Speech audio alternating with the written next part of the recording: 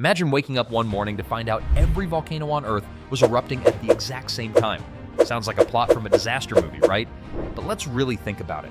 What would actually happen to our planet, our climate, and humanity itself if all volcanoes, yes, all 1,500 plus active ones, plus tens of thousands of dormant or underwater ones, exploded in unison? Today, we're diving into this nightmare scenario to see just how catastrophic it would be and why it might be one of the worst things that could happen to life on Earth. First, let's get a sense of scale. On any given year, there are usually about 50 to 60 volcanoes erupting somewhere on Earth. That's normal. Even large eruptions like Mount St. Helens or Eyjafjallajökull in Iceland are relatively small events on the geological scale.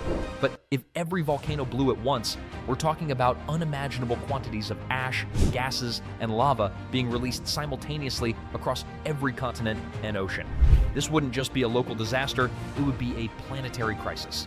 Picture this: massive ash clouds rising miles into the sky from hundreds of volcanoes on land. Entire cities buried under meters of ash. Airports grounded worldwide. Crops failing as sunlight is blocked out.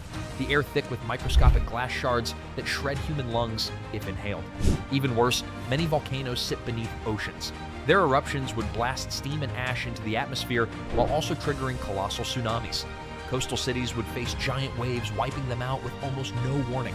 The combined force of so many undersea eruptions could even change ocean currents, disrupting marine ecosystems for years.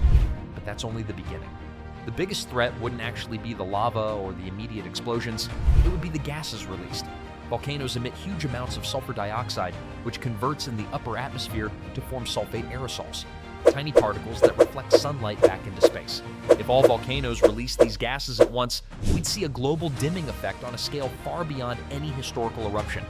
Remember the 1815 eruption of Mount Tambora in Indonesia? It caused the year without a summer in 1816, triggering famines and extreme weather. Multiply that by 100 or more, and you're looking at a true volcanic winter. Temperatures would plunge worldwide, potentially by several degrees Celsius, almost immediately. Crops would fail en masse as growing seasons shortened or vanished. Global food systems would collapse. Starvation would become a real immediate threat even for wealthy nations. Cold snaps and frost in normally warm areas would kill off livestock and wildlife. The entire biosphere would be thrown into chaos, with many species going extinct simply because they couldn't adapt quickly enough. Meanwhile, the sheer weight of ash would cause buildings to collapse across continents. Ash isn't just annoying dust, it's heavy and turns to cement when wet. Even places far from active volcanoes could see ash fall because high-altitude winds would carry it globally. Entire transportation systems would grind to a halt. Drinking water supplies would be contaminated. Power grids could fail as ash clogged turbines and transformers. Communication networks would be disrupted. Essentially, modern civilization would be brought to its knees within weeks.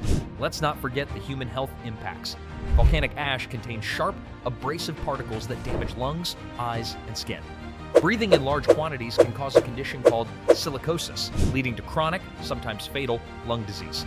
Hospitals would be overwhelmed even as their own infrastructure collapsed.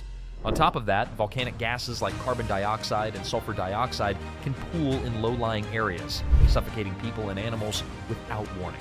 In places close to volcanic fields, think Italy, Indonesia, Japan, or the Pacific Northwest in the US, the local death toll could be staggering. Long-term, the Earth itself would change.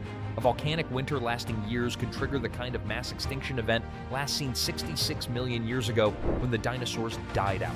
Back then, volcanic activity in India's Deccan Traps is believed to have contributed to the extinction by releasing massive quantities of volcanic gases over thousands of years. Imagine that, but all at once. Recovery wouldn't happen in decades, but in centuries. So the next time you see a small volcanic eruption in the news, remember, it could be worse. Much worse. Be thankful our planet usually releases its pressure in small doses instead of saving it all for one catastrophic day. If you enjoyed exploring this apocalyptic scenario, don't forget to like, subscribe, and leave a comment telling us which natural disaster you want us to cover next.